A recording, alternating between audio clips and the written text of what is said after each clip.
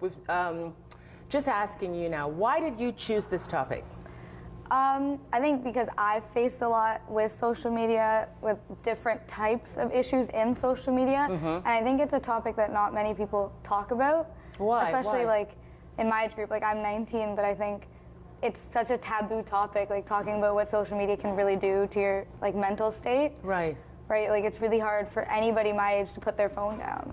Like I know, like I always have it on me. Like if somebody needs to contact me, like I'm usually there unless I'm at work or like writing an exam. Like that's probably the only times you can't reach me. Right. So I think it's like it's an addiction, but nobody wants to admit to the fact that it's an addiction. That's right, hon. You know something?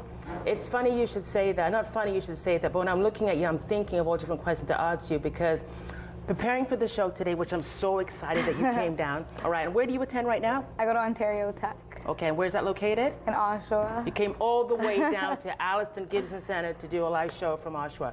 So, long story short, I put it out there to a couple of people that I know quite a bit on the social media, and I asked them questions because the questions that you want to address, and mind if I say it? All right. The different positive effects social media can have, one, how we can drown out the negative effects, three, how to combat it, all right? And four, how to use social media for good. Okay, we got to pray on that one. So, the questions kept coming in. Yeah. They came in like crazy. So, I'm going to read off one, and I've got quite a bit. All right, so we got one here now. Let's going to address the question, how can we drown out the negative effects? Okay, so St. Joan of Arc from Barrie, Ontario sent me this one. How does someone cope with cyberbullying? Trish. I think that's a hard question to answer. Like, how do you cope with cyberbullying? I tend to shut it down as soon as I see it. If it's happening towards me, like I block that person. I don't look at it. I tell my friends, like, if you see it happen again, like I don't care. So you don't need to send it towards me because all it's gonna do is hurt me more by seeing it. Right. But if it is happening in a school setting, in a high school, in a middle school, in an elementary school, I think that's something you need to take to a trusted adult because cyberbullying is so hard. Anybody can say anything behind a keyboard. Right. Right? Like I think we don't notice it, but everyone does it. Like things that you say behind a keyboard, you won't say in public. Like I'm guilty of it as well. Like I wouldn't say it to someone's face, but like if I'm angry and you're in the moment and you're only on your phone, like you can say anything. Gotcha. So I think in a school setting, I think it has become a lot easier to go up to your teacher, to go up to someone you trust, and be like, listen, like this is happening to me. I don't really know how to stop it. Because as a teenager, you don't know how to stop it. Gotcha. You don't know how to tell people to stop. It's like bullying, but it's taken to a next level. Like there's so many stories about kids who get bullied in high school and elementary school, and then they move schools. Right. But because of social media and it being on the internet, those bullies tend to follow them. Okay. So like now it can be almost a police issue, like it's harassment if they don't stop. I gotta interject for a second because I got so excited you coming on. I got so excited about the topic, guys, because it's very, very dear to my heart. But some people might know of you, some people might not know of you. So I'm gonna give you just 2 minutes. I'm sorry, I just threw the question down your throat and they're going, okay, nice looking lady, but all of a sudden now she's going right to cyberbullying. So let's just digress for a second, and if you can just share to the viewers who Trish Peter is. Okay, so I'm 19, I go to Ontario Tech for Commerce. Okay. I'm planning on studying finance, you don't know. I might switch it up. That's what it's gonna be right now. I played rugby for a couple years in high school. I really enjoyed it. It taught me how to be a really resilient person. Yes. I've had rheumatoid arthritis since I was 11, so that also gave me a lot of resilience, and I've learned how to overcome a lot of my obstacles because sometimes when I get up in the morning, I'm in a lot more pain than the person that looks like me, acts like me, talks like me is in the morning, right? So looking at me, you don't see that. No, you don't. Even when you walked into the Gibson Center. No, you don't see it. And No. it's definitely a struggle to have a disability that people don't see, and people are like, oh, but you're okay. And I'm like, listen, like, I'm in a lot of pain and you don't see it, so.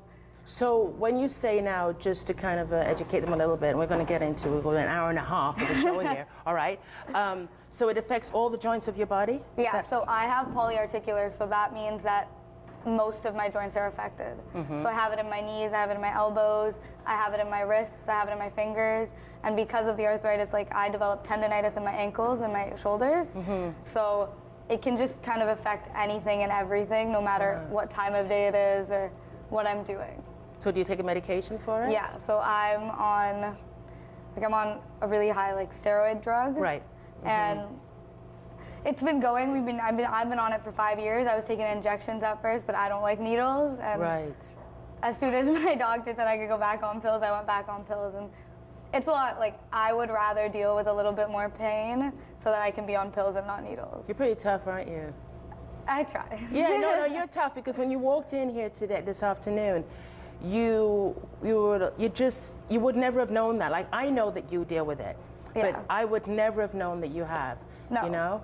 And I think that's what makes me want to speak out about it a little bit more, because I go to a camp in the summer called Camp Cambria, and it's for kids. Cambria. Okay. So Cambria, it's a company, and they fund the entire camp. Right. And it's a camp for kids with arthritis. Okay. But seeing, like, I've been very lucky with my disease that I haven't had to suffer as much as other kids have. Right. So yes, like I dealt with a couple hard times, like I do deal with it on a daily basis, but so many kids out there, I've seen it myself, have it so much worse than me. They have to take like 3 needles a day. Like it's horrible if you can't control it.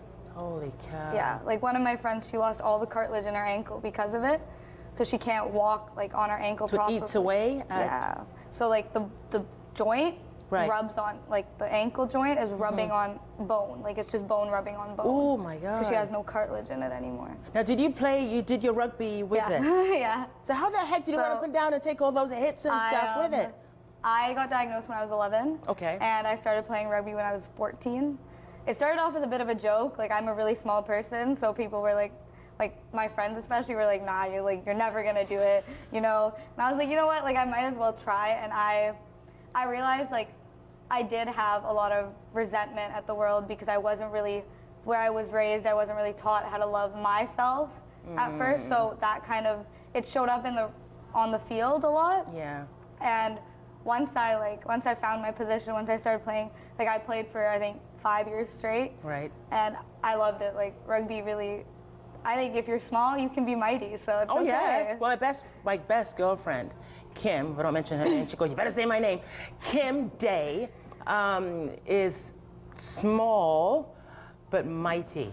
Yeah, people don't see it coming. Yeah, you know, so you have to just believe in who you are. When did you start to accept yourself and love who you are, Trish? Because this is important to all around social media. Just want to get to the questions. But. Yeah, so I think I started loving who I was. I think it started in grade 11. Right. When I really did like start looking at myself, and I was like, you know what, like I'm okay with who I am now. And I was raised in a very like, it was prominently Caucasian, so it was all white people. Okay. And I looked around and I was literally the only brown person in like a 10-kilometer radius. So for a while, like that's what it was. Like it was a lot of trouble for me looking at myself and being like, oh, but I don't look like her and I don't look like her. And then social media came around and made it 10 times worse. But didn't your parents was that ever a conversation? Because, okay, let me draw a picture here. Was that ever a conversation at home about different races, or was it just I think for you to come out and go, oh my God, so, you know what I mean? My parents were very supportive, like they're great, I love my parents, but I was always the type of kid, I would rather face a problem alone, especially one that I was struggling with, and I didn't really know I was struggling with it until I looked back on it and I was like, oh, like that's what it was, like that's what was, you know, bugging me all those years. And I didn't really notice it until later, but like now, like we talk about it in my house, and like I definitely talk about it. My brother's 10, right. So I definitely I talk about it with him, and you know, you have those conversations now, but I didn't have them when I was a kid. But I think that was because I didn't look at it as a problem. Gotcha. Like I didn't see it like that. So when now you say social media literally added to it. How did social media add it to it? And then we can introduce the question. Because social media is such a little snippet of someone's life. A little snippet. Well, a lot of people think it's huge. I don't think so. I think people show you what's perfect about, like, quote unquote perfect about their life on social media. Like, I definitely don't show the problems I have on social media, right? Like, you're not the first person to air out your dirty laundry, someone else is. So I just think it's just so little of someone's life that you're seeing. You don't see the issues that they're dealing with, that they're going through the same thing as you, but you're looking at their life from a certain viewpoint, and you're going, well, I want that life. Right. Right? But I don't, like, it's hard to look at it and say, well, I'd want their entire life, no questions asked. But if you think about it, there's like, but they don't even know them, though. You don't know so the why problems, would you want... you don't know anything that person is going through, but you just see that they're on vacation here, right. like they're doing this, they're doing that. They're driving this car, they've got this, they've got the certain boyfriend, girlfriend that looks a certain way. Yeah, I think like that's it plays such a big role. You're only seeing certain aspects of people's lives. And you're not seeing what they're dealing with at home, what they're dealing with in their relationship, their money problems, where they work, what they have to do to get those things, where you're not seeing the entire picture.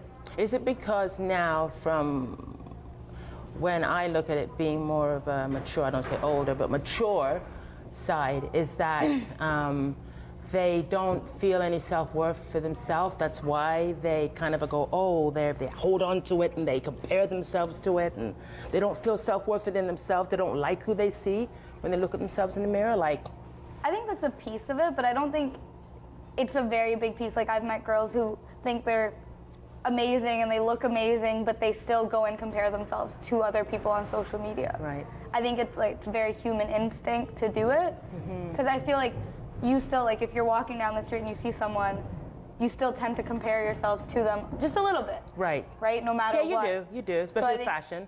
Yeah, but I think social media, like, you can go and look at that person's entire profile now, and you can see exactly what they did here, there, then, right? So I think that makes it easier to compare yourself to someone. So it's almost like a hole that you dig into, and if you keep digging, you can find everything. Right. Right? So as you keep looking, that's how the comparisons get worse and worse and worse.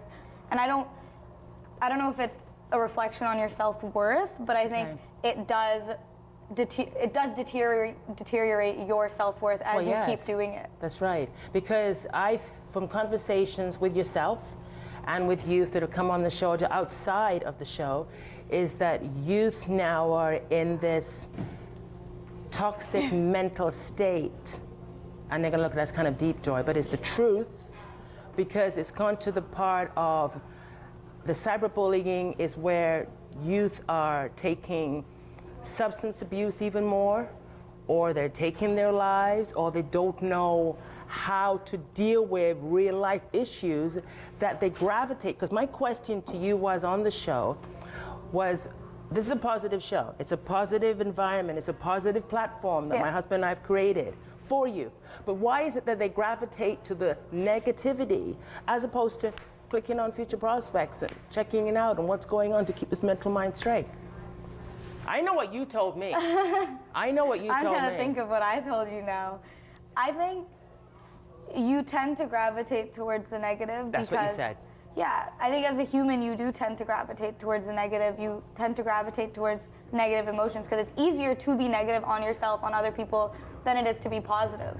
Okay, all right. Right? Being positive, you have to get up in the morning and have to be like, okay, like, I'm gonna go do this, this, this, and this today. Right. But you can also just lie in bed. And you may think that's okay to do, but you think about it and you're like, well, now I'm really not being productive. I've wasted my entire day. And that's great to have a couple days like that. But I think doing it all the time, like, it definitely does affect your mental state. Like, you're just like, well, now I'm not doing anything. That's right. You're just sitting there, you're not actually doing anything, you're not thinking of anything. You just keep, you know what I mean? You don't feel right about yourself. So now we're gonna go into some questions. All right? Okay. So, we've got one from the University, Olivia Rose, from the University of Ottawa. And she sent me a whole store of questions, but I'm gonna pick one out here now. How does one use social media in your everyday life to promote positivity? To promote it? I think just making sure that whatever you're posting that is going out there, it's a reflection of what you actually feel and the happiness that you want to radiate. So a lot of the things that I post, I don't post a lot. No, you don't. You really don't. I'm very iffy with what I do put out because a part of me does want to be able to post all the time. Right. And say whatever I want, but another part of me does know that if I do post all the time, there are people out there that are gonna look at it and be like, oh, well, I wanna be like her, or I wanna do this, I wanna do that. Now hold up, back up for a second. If you post all the time, people are gonna compare to what you're posting, like, because you post a lot? Well, like, I've noticed it, like, if you look at Kylie Jenner, Kim Kardashian, and Well, you look at all I don't follow those those people. clowns, no, sorry. I really don't. I don't follow them. I But, really don't. I know a lot of teenagers that do, and they post all the time. Okay. Like, I follow them, and you look at it and you're like constantly like, oh, but like, I want to do this, I want to do that. And that's why they've made themselves a bigger brand using social media, because now they're able to market anything. They market perfumes, they market a website, True, marketing, they yes. market lip gloss, they market anything to teenagers. But if you, my love, wanted to answer Olivia's question, if you wanted to post something positive all the time, it's your platform. Yeah, it's your platform. Post positive things. Post things that you really believe in. Right. I think that makes such a big difference. Okay. To post things that you really believe in, because then at the end of the day, if someone doesn't believe in what you're saying, Right. they can unfollow you, they can block you, they can do whatever they want. But at the end of the day, you know that you're standing there with your head held high, Yes. and you're saying, this is what I believe in, and if Right. you agree with me, we can be friends, or we can be on the same page, and we can be positive towards one another. Okay. But if you don't agree with me, I don't need to ever talk to you in real life now. Okay, but does it matter? I Does think, it really matter? I don't know. Because some people are always concerned. Okay, that's the next question. When you block somebody, the next one, when you block somebody on social media, why do you feel bad, or why do you worry about the repercussion? So, yes. Because that's a leader. I can see where that would be a Right. question. You know what, like a couple of my friends have this problem. They have toxic people on their social media and they don't block them. And that's Why? what I've always said. I've been like, block them, report them, it's done. They don't Report them. They can't. Listen, if it's really bad, you can report anyone you want, Good, right? good. You know, block them, report them, do whatever you want, and it's done. At the end of the day, it's done. Mm-hmm. But I think a lot of people are just scared that when you see that person face to face, now it's like, oh, why did you block me and all this? But like, I think it's a very simple answer to be like, I just didn't agree with what you said or That's what right. you were posting, right? Like, I had a friend who had a fight in her comments with somebody, and she still hadn't blocked the person. And I was like, it's just useless. Like, why is this still here? That person does not need to be a part of your life, and you just let them keep coming back. Right? It's just Right. so much easier to block that person and be like, okay, well, now you know where I stand in the situation. If you really want to apologize to me to make a difference, Okay. you will have to come find me in person. And you'll have to call me, you'll have to text me, you'll have to do something other than comment something about me. Okay.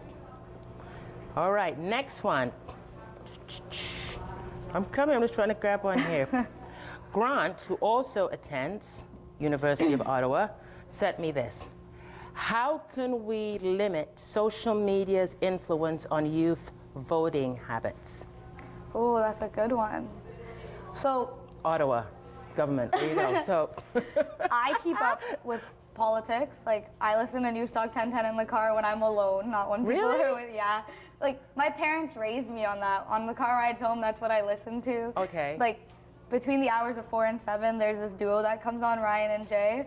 And if I'm in the car between 4 and 7, like, that's the only thing that plays. I don't, like, those hours, I don't care who's in the car with me, like, that is what I will play. Because I Wow. enjoy listening to them. They're funny, they make politics easy to listen to. Right. And you hear what's going on in the world. Right. So I think social media has actually helped youth voting, because I think it's raised the awareness around youth voting. Right. Like, I know a lot of people that before social media came around, like, they wouldn't have even touched a voting booth, like, That's they wouldn't have true. gone That's near true. it. Yeah. But I do, like, I understand that it does have negative effects as well, because there's so many more opinions out there that you have to sift through. That's right. So I think the best thing you can do is just to make sure youth are informed. Like, you have to go on your own and go look at the party's platform and be like, well, I guess this is what I agree with. And that's how you make your vote, right? And not a lot of kids are like me. Like, not a lot of kids listen to news radio like I do, right? But it's amazing, though, a lot of young people have an opinion, though. Yeah. But they talk it, but they Yeah. don't actually voice it. They'll No. sit her down at Starbucks or Tim Hortons, and they'll talk for hours. Oh, yeah, But you but want to they try to won't get them put on it a out. platform? No. No. Right? I think they're scared of the way other people are going to think about them. But why does it matter though? Like really, why do you have to have, what's the word I'm looking for? Confirmation or an acceptance of what you're saying? I think that's what social media has done. It's created a life of acceptance. Like you Right. want to be accepted by what you post. You want to be accepted by what you say. Like I've had run-ins where people have told me that the things I post are too feminist. And I've been like, okay, well, you can unfollow me, you can block me. I'm like anything that I post, I stand for. Like that is what I mean, like that's what I'm gonna say. And I think if you look at it from a certain angle, stuff about feminism especially can be taken in a negative connotation. Okay, But, that's true. That's right? true. Like, you know, That's I true. have guy friends, we have this discussion, like it can be taken negatively. It But- can. I've had yes, it can be. Right? But the gist of being a feminist Is, Trish? equality. Equality. Right? That is the dictionary definition of feminism. And I've had this conversation before. It's the dictionary definition, and if that's what I stand in, then that's what I'm going to say that I am. And I'm okay with that. I think people are scared of the word. And I think it's really like, once a word develops a negative connotation, it's really hard to shake that off. That's true. That's true. Okay, the next one we have here is from Kathy Liu from the University of Toronto. How do you deal with, and I just learned this from yourself and Jordan, all right? How do you deal with FOMO, F-O-M-O, the feeling of missing out? Is that how they talk on social media, FOMO? The fear of missing out. Okay, you gotta start talking English. Like, you know, it's, anyway, that's just me. Anyway, but the feeling of missing, how do you deal with it? How? That's huge. That is really huge, because I don't hear FOMO, they don't come to me without kind of explanation, but they just say, I'm getting left out, da-da-da-da-da. How is it? How can they deal with that? I think you have to be very content in yourself to be able to deal with FOMO. And like I know a lot of people that are just yes people, like yes to everything, like I'll go to this, I'll go to that, I'll go to this, I'll go to that. Right. But that's how your body gets drained. Right. Right? And I think like there's this thing called the spoon theory. So it relates to arthritis, like that's where I learned it, but I think Okay. it can relate to anything else. And Okay. it's that you wake up and you only have a certain number of spoons to get through your entire day of things you can do. Okay. So every time you do an activity, it's like giving up a spoon. Okay, all right, So that's cool. it's a certain number of spoons that you can go through a day, and everybody's different, right? Right. Everybody has a different limit. Like, so the way that I learned it was my friend and I were discussing it, and it was about arthritis that I learned it, is the way that my spoons are limited would be a lot different than the way that someone else who doesn't have arthritis is. Okay. So whereas like my body gets sore if I wear heels for 6 hours, somebody else might not, right? Like I went to Montreal with my friends and I wore heels one night and I couldn't walk the next day. So why did you wear the heels? It looked Because good. it looks good. I know, looked what good we for the women do. For the I couple know. hours I was I know. wearing, right? But I couldn't walk the next day. I didn't realize it was gonna affect me like that. Right. But because I have a disease that affects me in another, like in a worse way Right. than other people, my spoons are a lot less limited. Okay. So that like, I think that's a very good way of dealing with FOMO is going like, listen, like I don't have any more spoons to give out, so I'm gonna go home and I'm gonna go take a nap. But isn't that, okay, let me get a little bit dear to your heart. You're a university student. We've got 2, 3 university students in our audience here. And let's listen up to this for a second. And you're more than happy, I can have Joanne whip the microphone over to you and give you a response on this anytime. Is that when you're at school, right, at university, you've left high school, you're going to university, it's all cool. The guys are out there checking out the girls. Do not tell me that you do not go to school with a book and you're not looking, all right? And then there's girls doing the same thing as guys. Parents gone home, boom, all of a sudden you're on the phone, hey man, I want to meet up, okay, let's go. And all of a sudden you're doing your stuff. How do you, when you see all those parties, when you know you've got some serious studying to do, okay, you're laughing because you know what I mean, right? Right, you know what I mean, right? Okay? How do you shut that down? How do you deal with when you feel like, but I always feel like I'm missing out because I got to study? You got a degree there, an investment in your life. Yeah. For a little portion of, you know what I mean? Yeah. Like, I think you have to look at it from a different perspective if Okay. you want to get over the fear of missing out. There's always time for partying. Right. Like, there is no way that you can get through your entire semester and not party.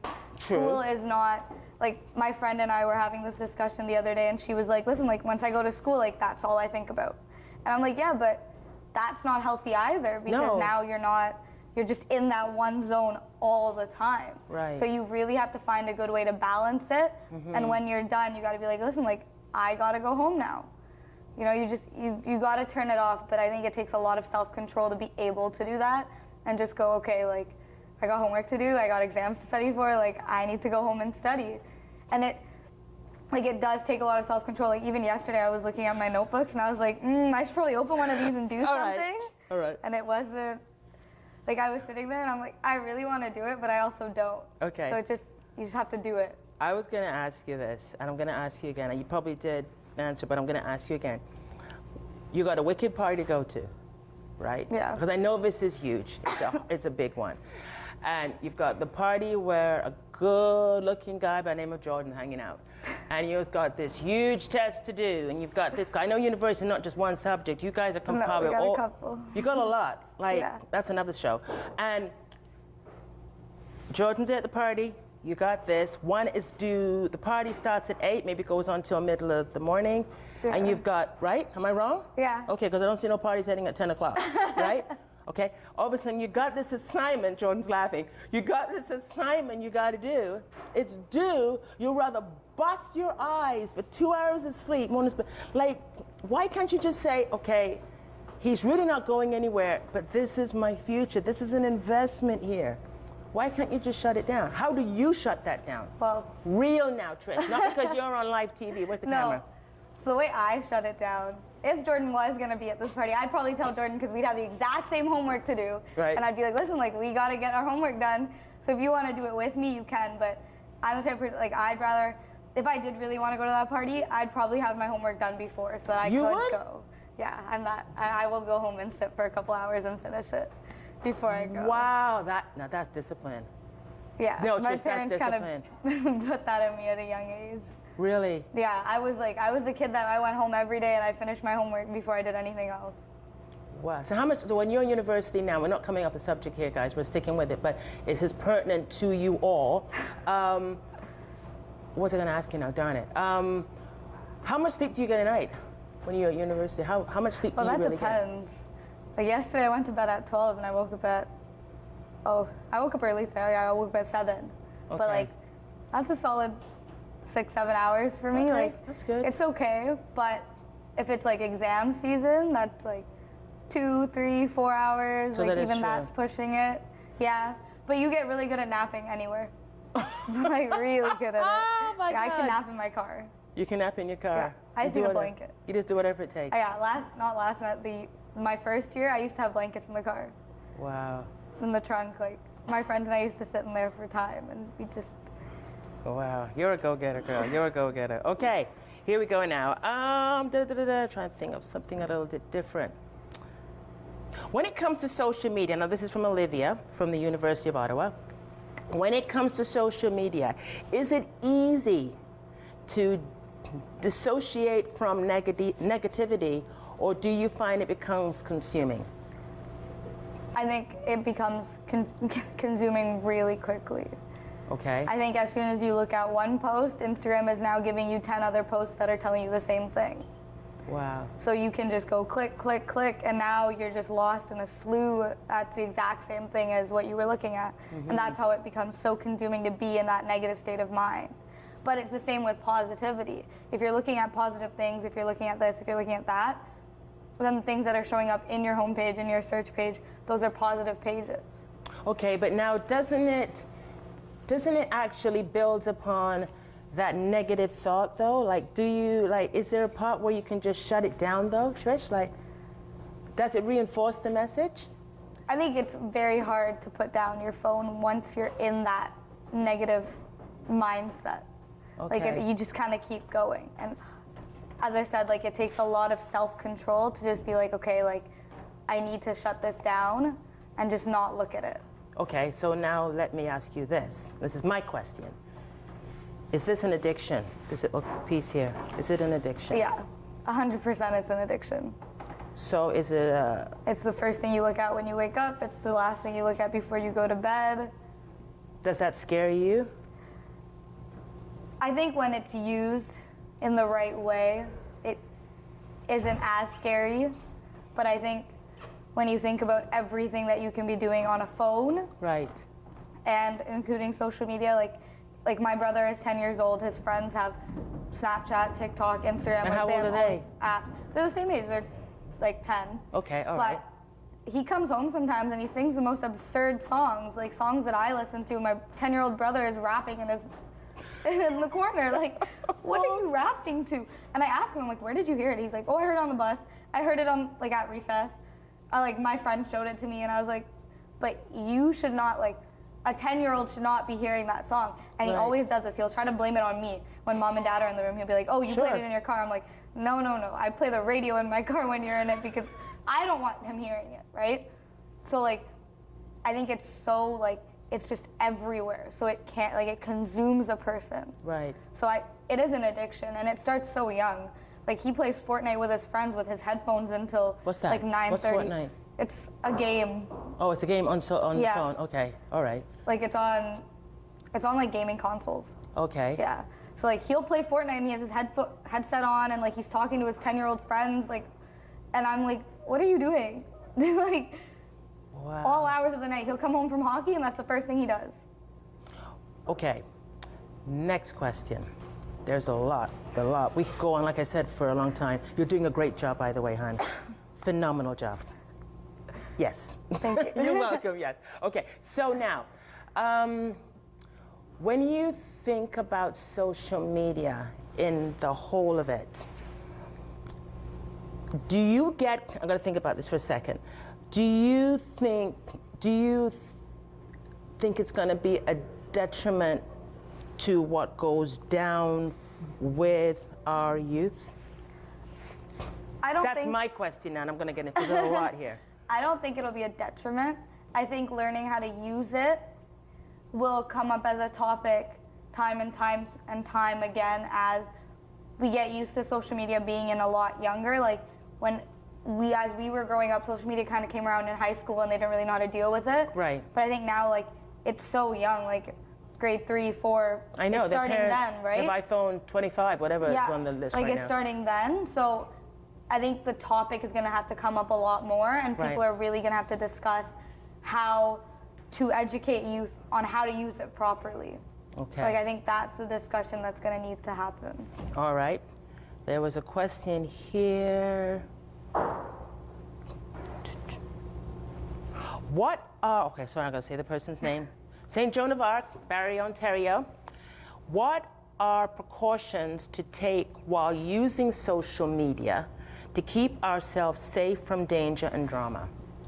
Social media drama. I think the best one is to act like your parents follow you on every social media you have. Oh. Like my mom and my dad follow me on my Instagram and my Twitter, and like that stops you from doing a lot of things. Okay, 'Cause you look back at up. I'm going to put you on the spot here for a second. I'm going to have fun with my Trish. All right. So your parents follow you on what platforms? Instagram and Twitter. Okay. How about Snapchat? My parents don't have Snapchat. Okay. All right. Go ahead. Continue what you're saying. I'll follow up on that later. Go ahead. I think that does stop you from posting a lot of things because you look at it and you're like, well, I don't think my parents would approve of this, so why would I put that out there? Right. Right? And I see a lot of things and I look at them and I'm like, does your mom follow you? Because I don't think she does. Because I genuinely do not think parents would approve of what their kids post. That's right. Right? And I definitely went through that phase when my parents didn't even know I had Instagram. Right? Okay. So, but now, like, my entire extended family follows me on social media, like Facebook and everything. Right. So I'm very careful. Like, on Snapchat, my cousins follow me. Like, cousins that are 11, 12 years old follow me. So I do have to be careful with what I post because you look at it and you're like, do I want to be setting that example for the people around me? Okay. This young lady isn't here, and I will not mention her name, but she will be coming on the show. And I had an interview with her, pre-interview with her, and I asked her, and she went through a lot of bullying. with social media, really, really, really, really bad. And I said to her just in a minute by asking her, Trish, what is your thoughts on social media? And she looked at me with such a cold look. She's only 13 years old, and she says it is toxic and it is evil. In fact, she just even said the word evil. And I said, which one? And then she turned around and she said to me, Snapchat. She goes, because it allows them, people out there that have issues, to put out there and taunt you and constantly keep bullying you, going back to the first question that we addressed of the show, Yeah. and not hold back. Oh yeah. To the point it pushes you off the edge. Yeah. Like that's messed up. Like there's something that's just not right. Yeah. Like I So- had somebody post a Snapchat about me, and there were trash cans outside their house, and they were like, "Why is Trish outside my house?" Referencing the trash cans. And I was like, "That's absolutely ridiculous." And I had that person blocked. Like I didn't associate with that person, but even being told about it, I was like, "How are you using Snapchat to say that publicly about someone, and not realizing that there's about 30 people that are going to be messaging you to take that down?" Because Right. it's ridiculous what Snapchat can be used for. It's only there for 24 hours. If you don't catch that in 24 hours, 100 other people saw it, and you don't even know it was said, and you can't even take it anywhere. Like you can't report this person because that Snapchat has been, like it's gone now. Okay, to educate me now, to myself, when you take a picture on Snapchat, Yeah. I don't have it, all right? So you take it's up there for 24 hours. So everybody that's following you, because do they follow you through Snapchat? They're like your friends, so you have to add them back. Oh, they're your friends. All right, so they're friends. So, but there's their lists, like they, I don't, but they join you, right? So it's like Instagram. So they, Yeah. all right. So when you do your Snapchat, you take the picture. It's over 24 hours. So they put something disgusting out there addressing you that they want to rip, Yep. tear you down. Everybody sees it. Yep. That's not And then good. it's gone. So how did you deal with it when you Oh. answered to her now, the 13-year-old? I've had run-ins with this person before, and honestly, I looked at it and I was just like, okay. I'm like, you must feel hurt about something that I've said for you to be saying things like that. And I'm okay with who I am, and I said this before, I stand by what I said and Right. what I represent. Right. And I was like, the people who know me, the closest people to me, know that that's not my character. Okay. And that's how I dealt with it. That was kind of like, I did have a little bit of a struggle where I was like, oh, like, is this how people see me and all of that? And then after a while, like, I was just like, it doesn't really matter. But what happens if you're a young girl or a young man that goes to school and they want to pick on you, so they use the social media platform, this is answering her question, right, is they find that platform to taunt you and to tease you and to make your life a living hell. So answering to her now, how is it that others can do that without having any feelings to innocent people? Because they're not looking you in the eye. Okay. That's all it is. Things that you would say to people looking at them face to face are a lot different than what you would say behind a keyboard. Okay. Wow, that's scary. Doesn't that concern you though in its way, what's going down though? What I'm looking for a question here. Doesn't that? Yeah, it scares you to a certain extent. And then I think especially as I started getting older, I started thinking about it and going, well, I don't send things to people that I wouldn't say to their face. And Okay. I'm very cautious of that. Even if I catch myself doing it, I'm like, okay, like, would I ever say this to you in person? And I go, probably not. So I just don't send it. Okay. And like, I think that's something that youth especially need to learn. Like, it's so easy to sit behind a keyboard and say, well, this is wrong about with you, this is wrong with you, this is wrong with you, this is wrong with you. But that person's probably already thinking those things inside. Right. Do you feel it there? Now, this I'm going to ask you. When I look at someone that's talking negativity and spewing it all out and sharing with Tom, Dick, and Harry, are they not talking about themselves, how the way they feel? So they're not happy with it, so they want to make somebody else's life? You can argue with me on that. You can. That's how I look at it. Yeah, like I think I agree with you. I do agree with you in that point. Right. That people aren't happy with their lives. That is what, you know, you are very good at negative, like pushing that negativity onto someone else. Right. And you, like, we see it all the time. There's a lot of buildup, and then you go, okay, well, it's probably this person's fault. Like, it's really hard to take blame by yourself. Right. And I think just mentally, you have to be in that state and be like, okay, like, I messed up. Now let me figure out how I can fix it. But how did you get to that state, though, hon, that you are strong-minded? How did you get to that state? Oh, that took a long time. That was a lot of... Okay, share that with them, because that's the kind of an answer they're looking for, too, with everything else that we're talking about, which you're doing a great, an awesome job. How is it that you got that strong mindset to go, okay, you know something, click, click, click. We talked off camera, block, block, block. Young people can't do it. They keep it coming in. Yeah. They see it down the street and they cry me a river. Like, you know what I mean? Like, it just doesn't... I think it took a lot for me to just be like, nothing on this app matters to me. Right. Like, there was a lot of times where things were said about me on social media, and I looked at, like, I did see them, and I said, this is not who I am. And it was that exact thought in my head that this is not who I am. Okay. For me to go, okay, well, if this is not who I am, then why does this even matter that this person is saying it That's to me? right. That's right. That's right. If I didn't do any of the things that are mentioned, why does it matter that that's being said? That's right. Because anybody who knows me knows that that's not who I am. Okay. When people post pictures of themselves that are not good pictures, they feel that will build their identity and their character of who they are. It makes them feel better. Why do they do that? Why do they actually post those things, not knowing that it's going to be there for a long time? I think it's the image that they want to present to the world.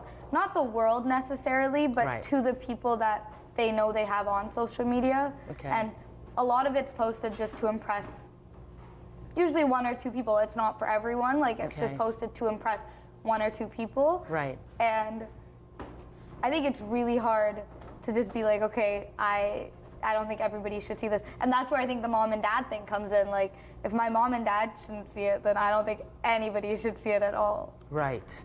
That's true. That's very, very true. All right. Another one here. We've got so many. I'm just trying to pick them all out here. All right, there was one here that came from Kobe from Toronto, Ontario. He is a mental health advocate and a speaker, and this is stuff that he really would like your opinion on. Since social media and technology are addicting, what are some healthy ways we can use it? Healthy ways to use them? I think just looking at things that make you happy. Like, even those satisfying videos on Instagram, like, if those really do make you happy, you can sit there and watch them. What does Trish Peters look at that makes her happy? Oh. I don't really look at much. I just kind of watch videos. Okay, so what kind of videos? So social media, what is it that you look at? So here's the thing. Go for it.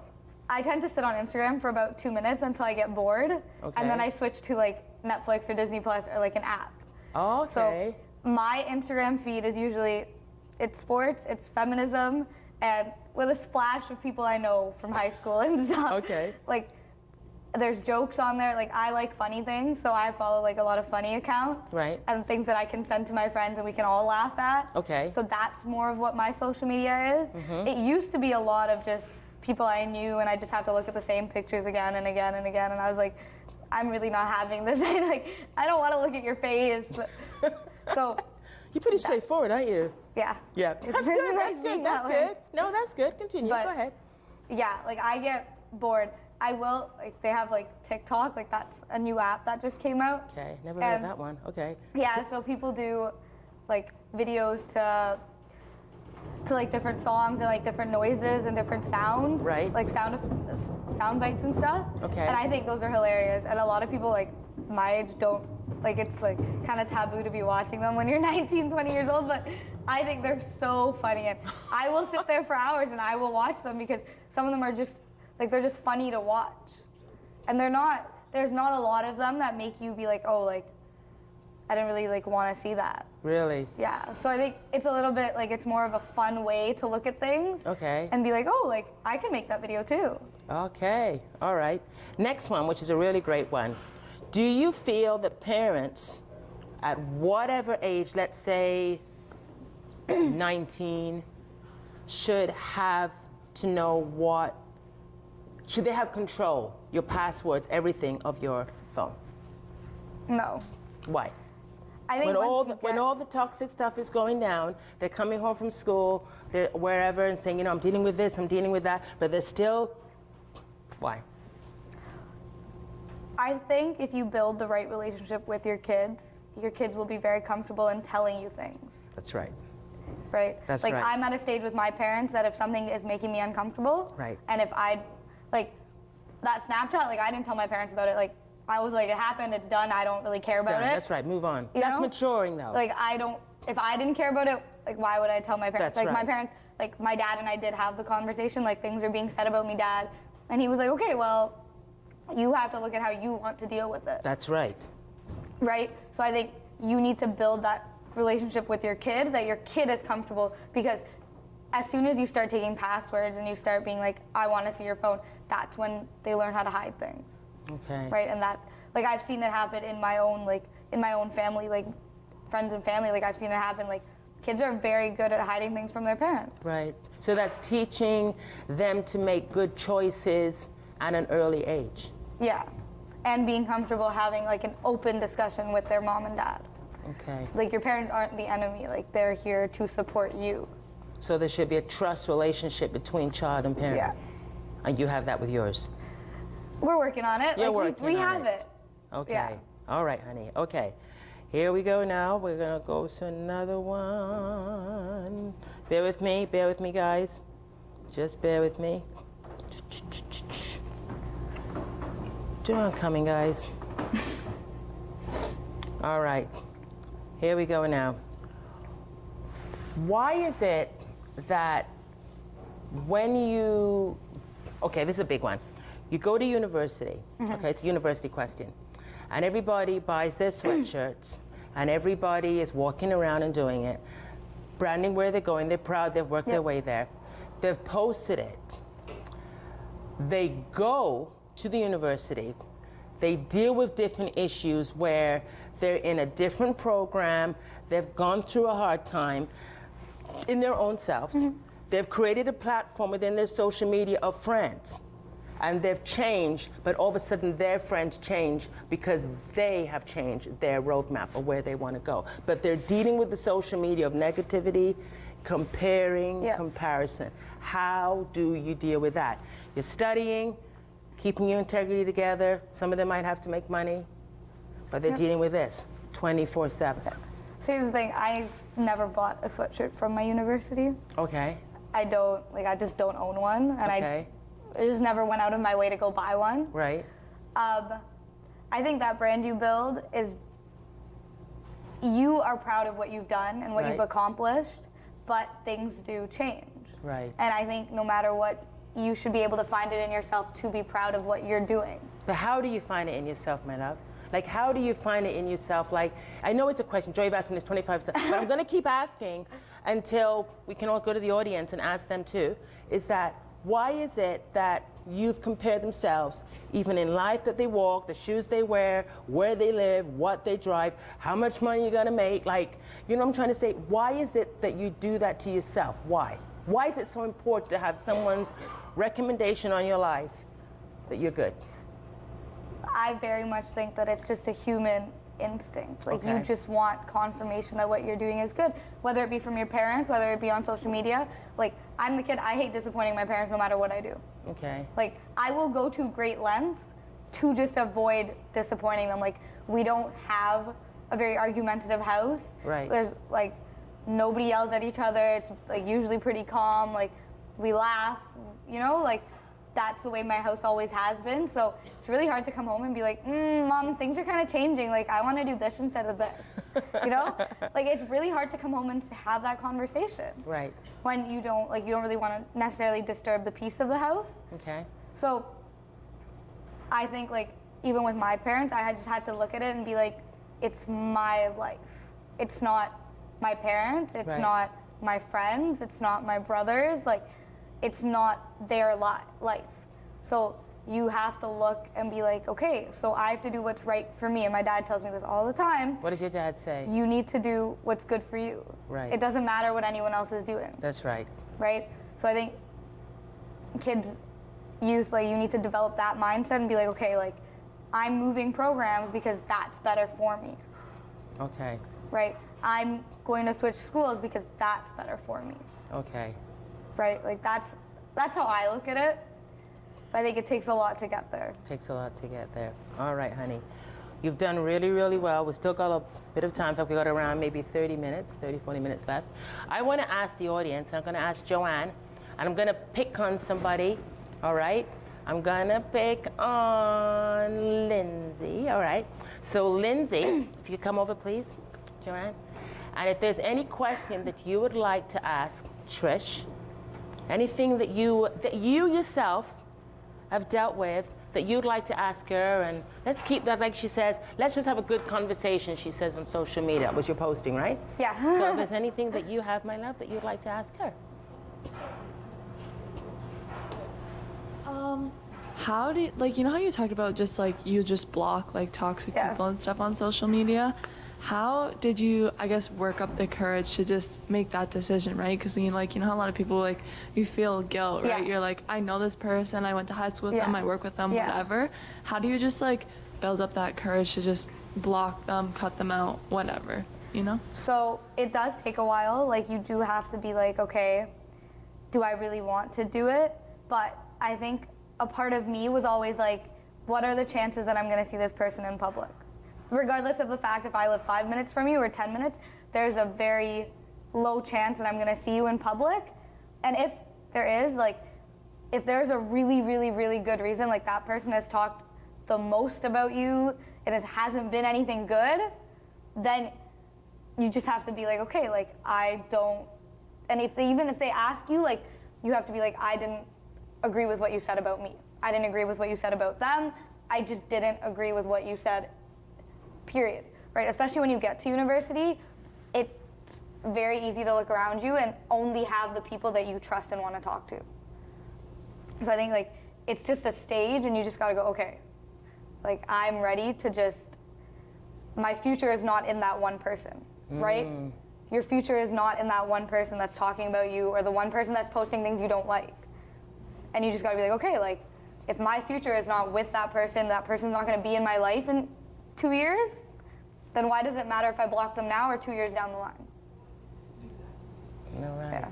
Do you have another one, my love? No, that's a good point for high school students. Like when I was in high school, I was so scared, right? Because you see them, but then you kind of have to have that mindset. Like Yeah. once you move on to university or college or just life in general, it's like then it doesn't matter. So but I think even in it's, high school, it's like Yeah. 4, 5 years down the line, you're not gonna be in my life, so why do I need to see you right now? Wow. Can I ask you something, Lindsay? Sure. Because no, she can say, oh my God, that's a choice. But asking you, my love, because I've known you for quite a while, Okay. and you've served on our youth advisory committee, and now you're going to university. Which university are you going to right now? Lakehead, Okay. Aurelia. How is it now that you handle your social media platform in all? Do you keep it going? How do you handle your platforms? How do you deal with it? Stuff like that. Could you share that? Personally, like since high school, you definitely mature a lot once you get to university or college or go into the workforce. What's made you mature? Just How? the fact that like you kind of realize that high school isn't everything, you know, and that like where you grew up that's not like what your whole life is. Like you expand your circle, like you expand the amount of people you know, your knowledge expands. Like you just realize that like you're forced to grow up because you realize like you're out in the world doing what you want to do, and Right. no one's gonna force you to do what like their idea of what they want you to do. Like you have to do what's best for you, like Trish said. Like you just have to do what works for you and what makes you happy. And I guess in regards to my social media personally, I just try to post what makes me happy and like what I like. Like obviously that's nothing, if it's something that I think would be harmful, I would never post that on Got social ya. media. But even just like trying to make sure that like what I'm putting out is a good example for like any of my little cousins that might follow me or any younger kids that I even know. And same thing, like just trying to, if I don't like an account, I'm not I'm not like stuck following them. Like if I don't like something, then I can just unfollow it, right? Gotcha. So I guess it's just trying to focus on that positivity on social media and you're not restricted to following anything that you think is negative. Like you're free to do whatever you want, right? Obviously try to be positive, but focus on what makes you happy, I guess, on social media. You got it, sweetie. I think especially getting out of high school, I know that I don't have a lot of friends that I went to high school with, but I do know a lot of people that like their core group is like the high school kids they grew up with. And I think like if your high school friends aren't toxic, like they're good people, like that's fine. But I know that wasn't it for me. Like as soon as I left high school, like I do not spend a lot of time at my house, and like I live at home with my parents, so I'm still in that neighborhood. So I see these people all the time, and I don't spend a lot of time there because these people are not what made me happy. So I think as soon as I hit university, I was like, okay, like it's time for me to grow, and like I found my best friend at university. Even people that I wasn't friends with in high school, like you met her, like my friend Kia. Yes, when she came up to the show. Yeah. Yes. So her and we've been going to school together since we were in grade 7. But we didn't become friends until after we both graduated from high school. Wow. And we're on the same page about everything. Like, she's that friend that I can sit there and have political discussions with, and we can joke around. Okay. So I didn't meet her until after high school. Like, I didn't actually get to know her until after high school ended. Okay. And that was when, like, our friendship flourished. Have you ever, and anybody can jump in on this, you can move that microphone around, okay? Move it around, okay? And jump in anytime you want. This is your platform, okay? Have you ever had a friend, which is a good friend, all right? Because you have a good bunch of friends, okay? But they're good quality friends, right? Yeah. That you've had a falling out and they've blocked you. Oh, yeah. I've blocked friends before. No, but they've blocked you. Yeah. You've had a discussion, a mature conversation. You go to your social media, oh, they blocked me. What did I say? How do you deal with that one? They blocked you. Like, you haven't blocked them. Yeah. They blocked you. You're a good friend. You've chilled out at Starbucks. I love the coffee. Right? Like, how do you deal with that? I think you have to take a walk in their shoes. Walk in their shoes. And be like, okay, why would that's what I've learned to do is like, why would that person do something to me? Okay. Then I've been like, okay, if I did say something wrong. Right.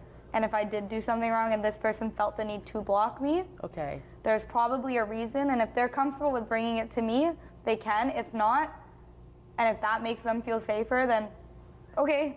You know, you can't live someone else's life for them. You can't force them to do anything. True. So I think a lot of it's just putting yourself in someone else's shoes.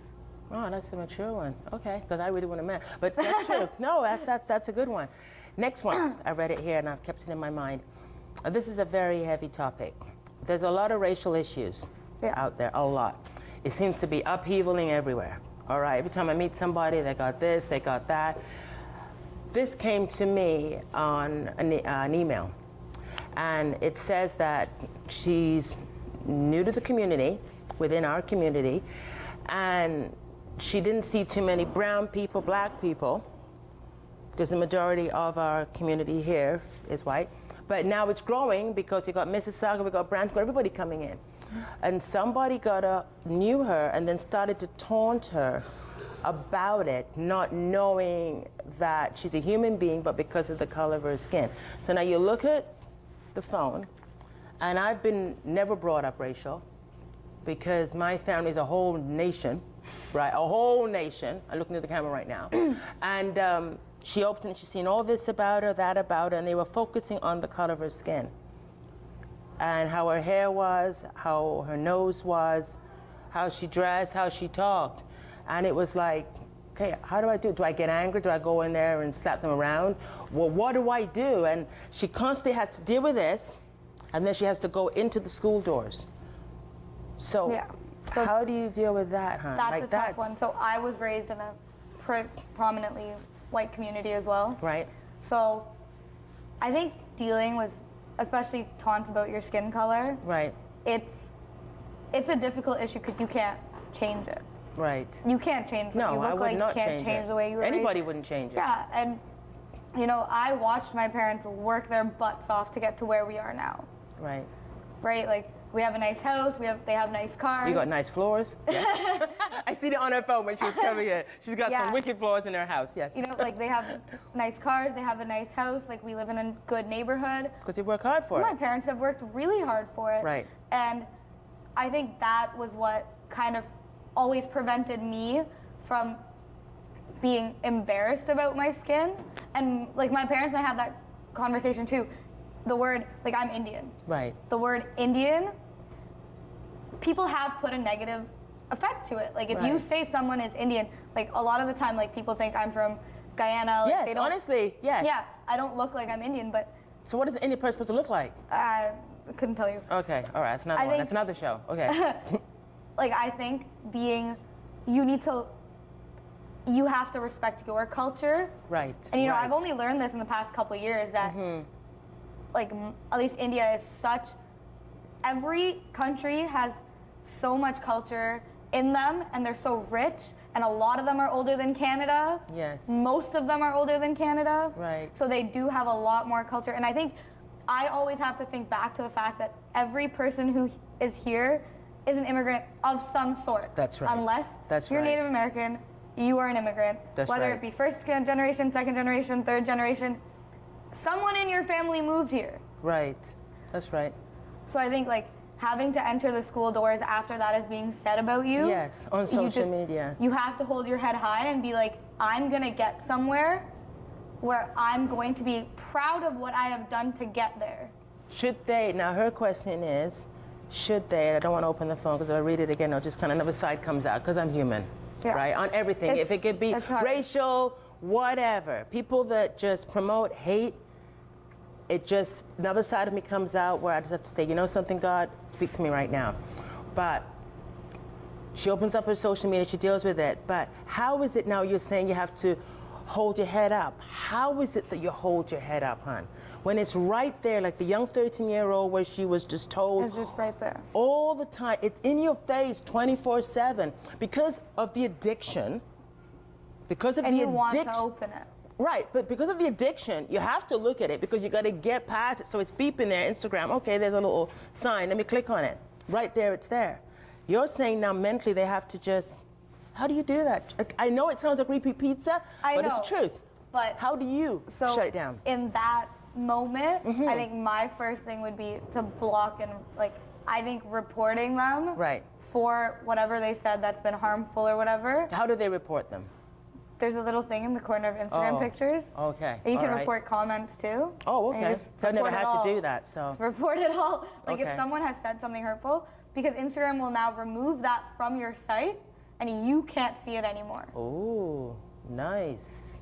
Yeah, Instagram's like, it's getting there. Yeah, it's getting It's getting there, but it will remove that from your site and you can't see it anymore unless you like really, really want to go see it. But it's been removed and they will review it.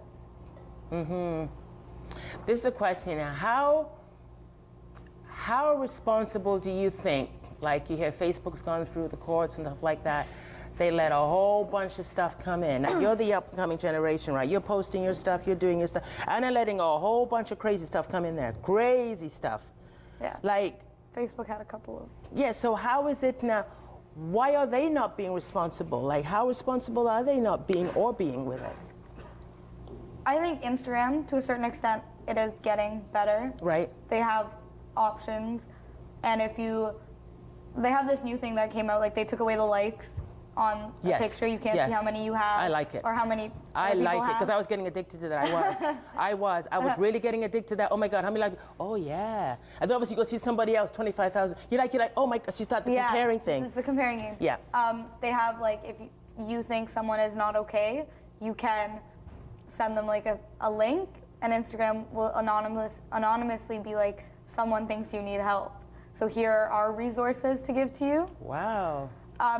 Facebook is a tricky one because Facebook, Wow. like, I know my parents use it a lot more than I do. Right. Like, I don't really use it unless I'm talking to like my family.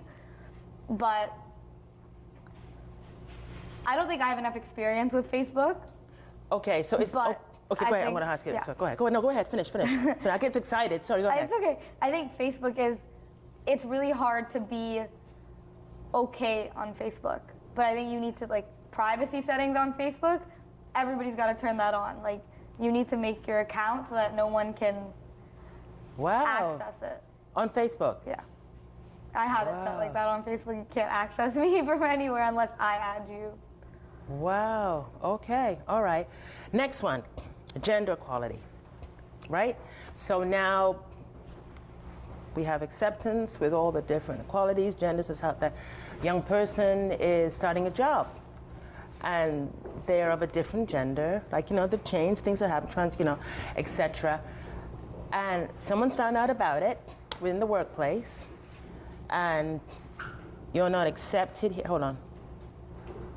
Okay, you're not accepted here. Why did you do that? You are a man, not a woman. How is it that they deal with that of unaccepted, you know what I'm trying to say, Yeah. Trish?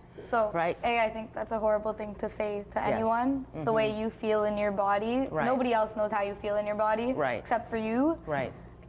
Like, that's such a harsh way to say something to someone. and Yes, but they do say it yeah, out there. they do say it. And if it's in a workplace, they shouldn't be saying it at all. Right, but they do say it. Yeah. Right. And as soon as you have, I wouldn't say you need proof, but if you do have proof, I think you take that to your manager and you be like, listen, like, someone is saying this to me, I don't feel comfortable or safe working here.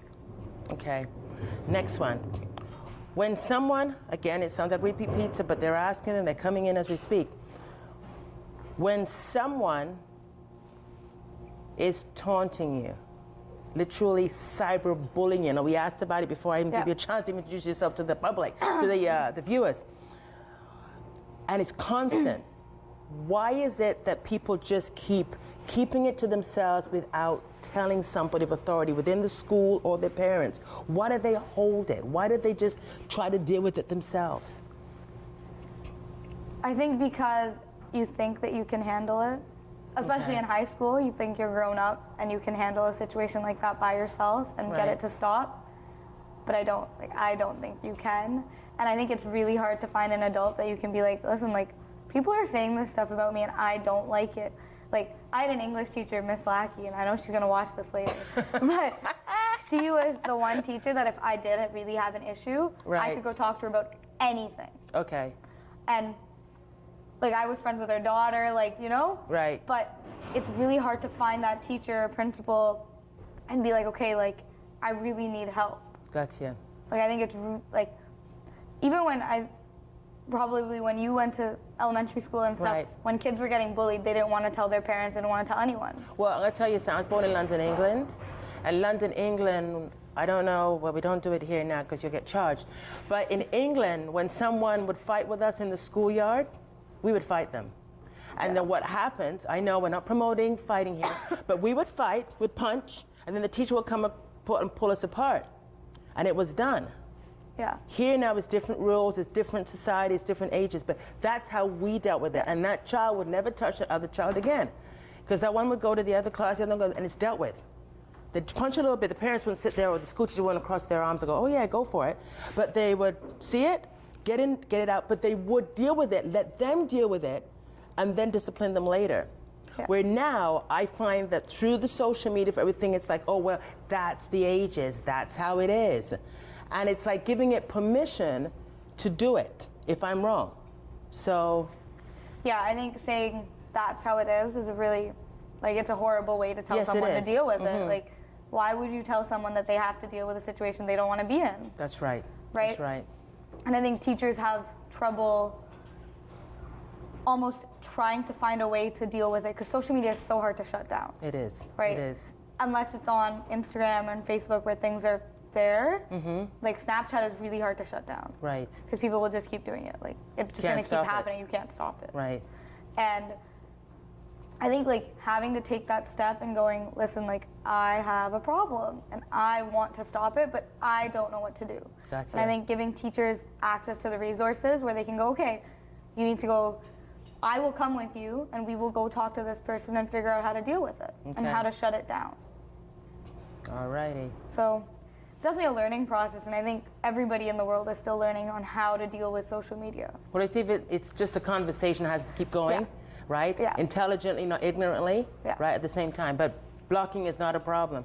I will ask Joanne to come back in again. I'd like to ask Jordan to get some questions here from the floor, alrighty? So if Jordan has a question that he would like to address Trish with, that would be great.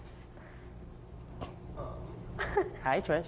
Would you say that social media has positively impacted society more than it has negatively since it's become so dominant?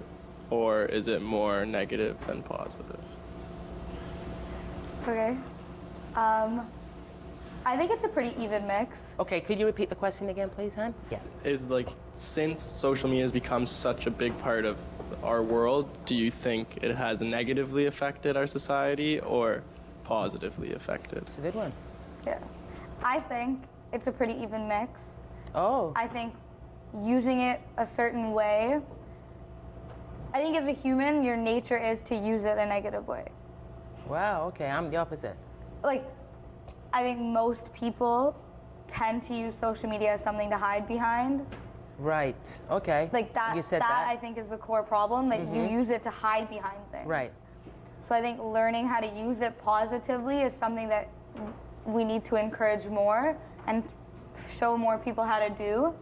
But I don't necessarily think social media was a tool like everything else that humans have done. It was a tool that was given to us. Right. And humans were the ones to decide which way to go with it.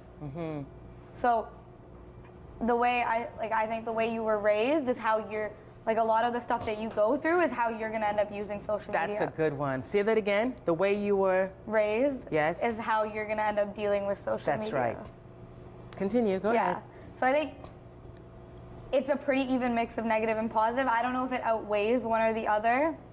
Like I don't see how the entire world uses social media, so I think like you'd really have to look at it.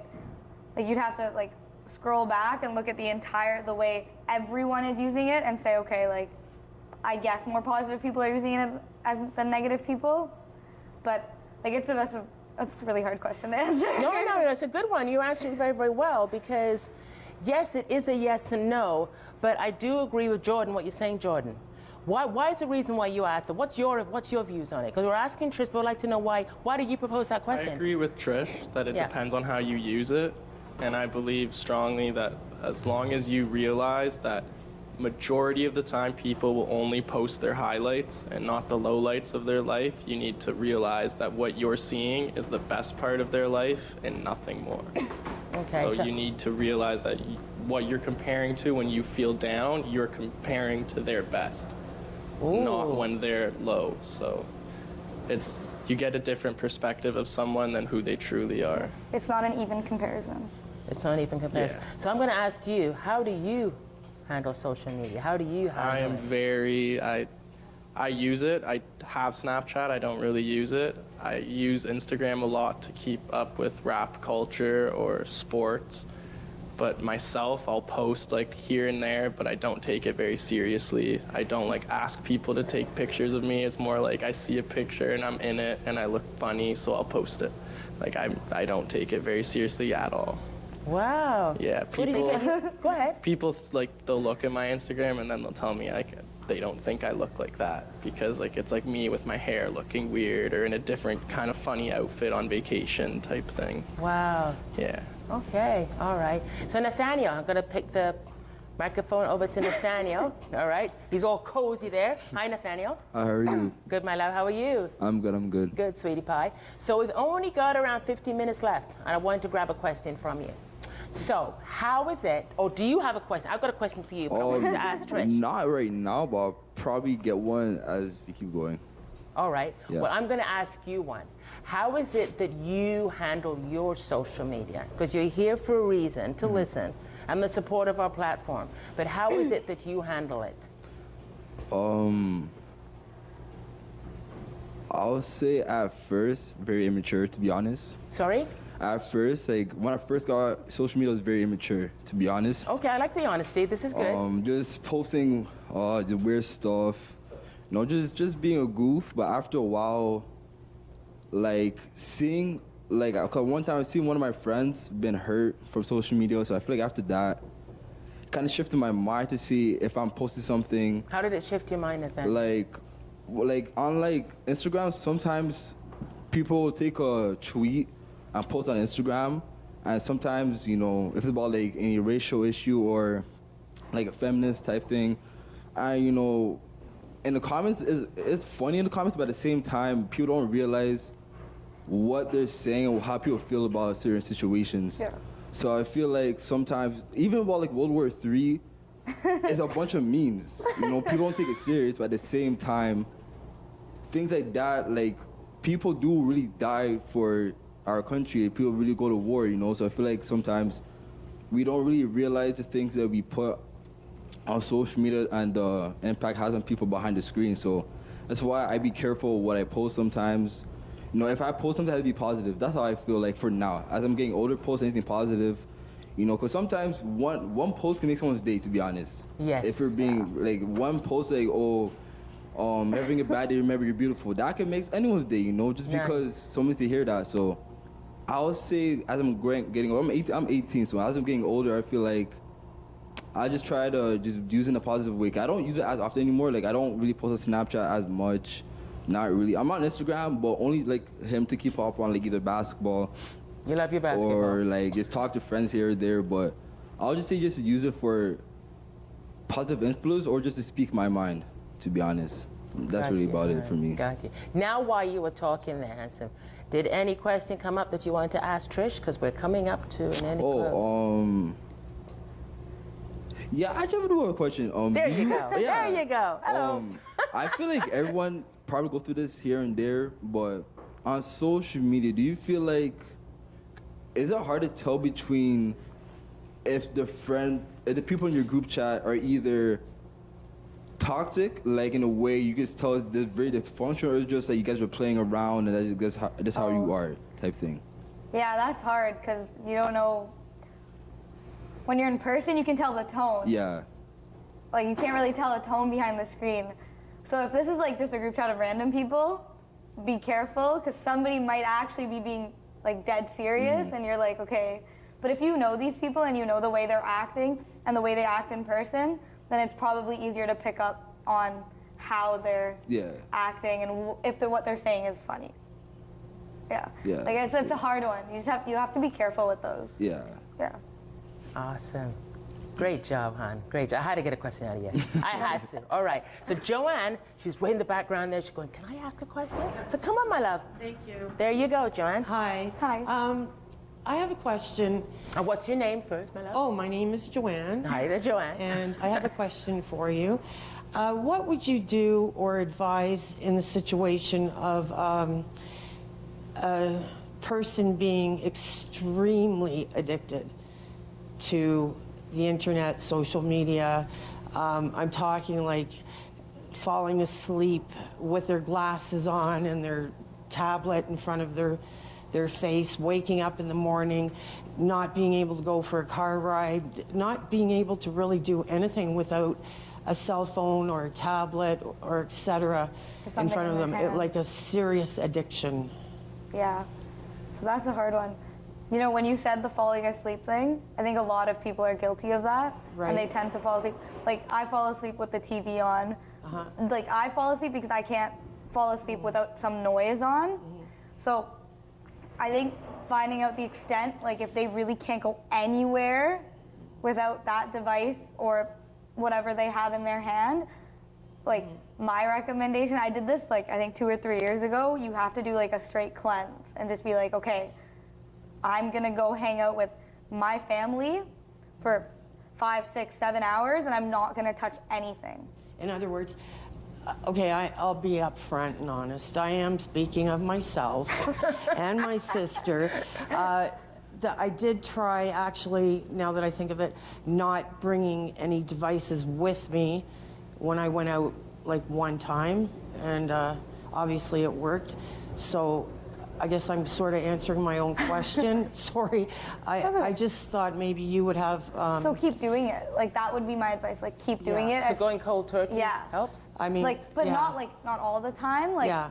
6-7 hours. You know, I put my phone on do not disturb. If I don't want to hear anything from anybody, you put your phone on do not disturb. Then the notifications aren't coming in. Oh, okay. Right? So your phone's not buzzing, your phone's not ringing. Like my parents are always yelling at me that my phone's on vibrate all the time because I don't like hearing the ringer go off. So if it's not in my hand, if it's on the couch and I'm sitting on the other side of the room, I'm not listening to it go off and I don't want to go answer it. Right? My brother, his phone is always on vibrate and his vibrate is insanely loud. He hears it like that and he'll run to it. I was telling him the other day, I'm like, why are you running to your phone? I'm like, who's texting you? Right? Yes. Like, turn it off, put on do not disturb. It's still in the room, it's in the vicinity, but it's not ringing.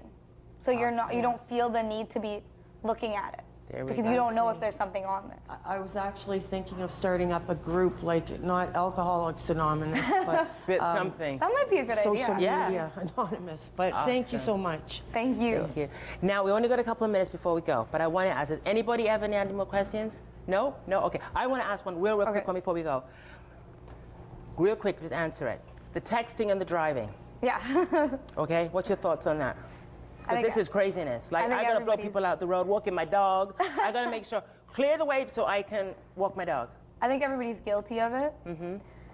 I think the best way to get away from it is to put your phone in the back seat or in the trunk. Put your phone in the back seat. Yeah, so like I know a lady who every time we go out, she puts her purse in the trunk of her car. But what, okay, in the trunk of the car.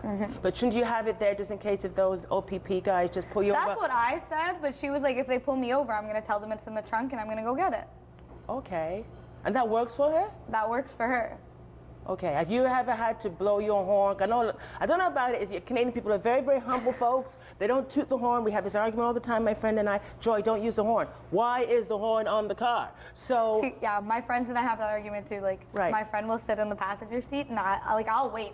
I'm okay with waiting. Like, sometimes you get distracted. Okay, I'll wait a couple minutes for you. My friend instinct is to reach over and push the horn. And I'm like, all that's gonna do is jitter someone and scare them, and all of a sudden they're gonna go run into something. Okay, Sophie's gonna. I gotta say this. I'm gonna tweak to my ear here. I gotta do this on camera. I'm sorry. Is the friend Jordan? Yeah. Is it Jordan? No, that no. Sorry, No, Jordan. no, I'm already no, teasing you, honey. I'm already teasing you. I'm already teasing you. It's one of my other friends, but she will instantly just reach over and toot the horn. Really? Yeah. So, you don't like it when you see people on the phone, like when you see them tweeting. Do you blow the horn at them at all, hon? No? Okay. And that's all that's gonna do is scare them, and then they're gonna hit their gas and hit something else. No, I blow it anyway. I blow the horn. I said because you hear crazy people texting and they have no control. They are addicted to this thing. It's a good thing, but we've got to send the message some way, somehow, even through this show or with yourselves, right? Seeing different things to make it possible. Yeah. I got to say one thing before we go. I got to thank you so much on coming on the show. Thank you for having me. You are a blessing. Any thoughts, anything, we want to go 3 minutes left before we leave, that you would like to share to the people out there on why this topic was so relevant to you? Any thoughts from Trish Peters? It's your time. The reason this topic is so relevant to me Yes, honey. is because I've definitely, I faced it a lot. 2019 was a hard year. Yes. I faced quite a bit of it in 2019, and I think it was just a topic that nobody talked about. So I was like, somebody needs to open their mouth and discuss it. Like, But why don't they talk about it though? Why? Why don't they talk about it? What's the problem I with don't talking? understand. Talk about everything else. Oh yeah, I don't know why we don't talk about it. I think, at least in my age group, I think it's just like everybody uses it. So if you say one negative thing about it, people are gonna look at you weird. Wow. And even like my parents are on Facebook all the time. Like, you know, like even that, everything people post is just a sneak peek. It's not their life. Right. And a lot of the time people are always posting like everything is everywhere. Right. So like I know somebody who posted pictures of themselves like in a house. So it wasn't their house, but they were in a house. Right.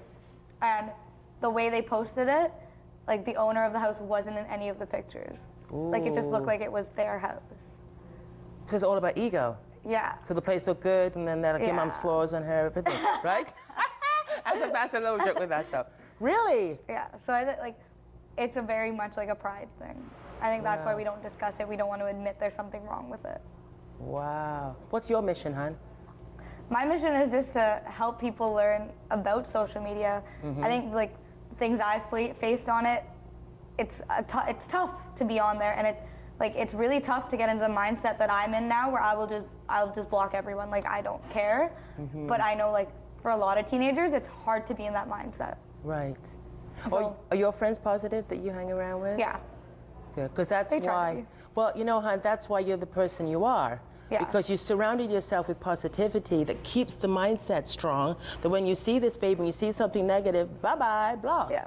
Where if you don't associate with someone or a group of people that are positive, this becomes negative, disfocus. Oh, and you just keep feeding it, Yeah. it, right? My friends are the type of people that if they saw something posted about me, they wouldn't send it to me. That's all I needed. I don't want to see it. Like I don't care about it. All right, honey. Thank you so much. Thank you. You are a blessing. Thank you guys for listening and tuning in, and just be proactive with your phones. Love you guys. Bye.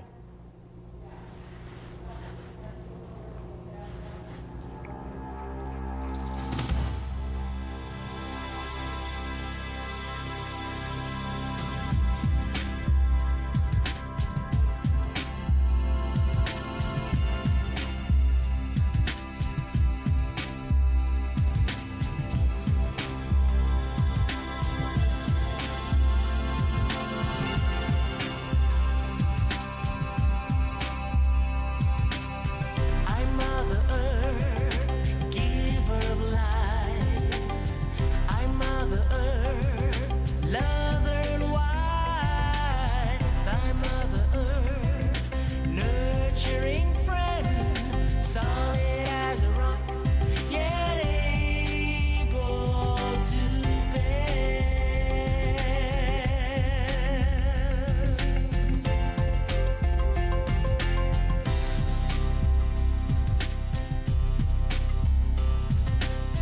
I'm Mother Earth, source of love. I'm Mother Earth, draw my strength from above. I'm Mother Earth, born to live, born to want it all. Delicious dairy products, and 80 years of incredible memories. We've come a long way since 1937, and it's all thanks to our amazing customers. Thank you, Ontario. Here's to 80 more years. Call the Rogers TV viewer response line, email us, or connect with us on social media.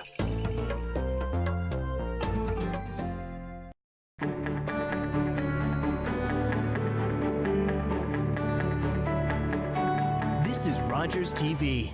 Borden, Alliston. The regulars, the guys who keep this place in business. Last week, they had something to celebrate. Jason had just finished university. So they toasted his profs, his TAs, his old roommates. Well, they toasted just about everyone. But I worry about and take care of my guys. So even when I know they're not driving, sometimes that means bringing them a little surprise. And then they had a drink to me. Brought to you by Smart Serve Ontario and Arrive Alive, Drive Sober.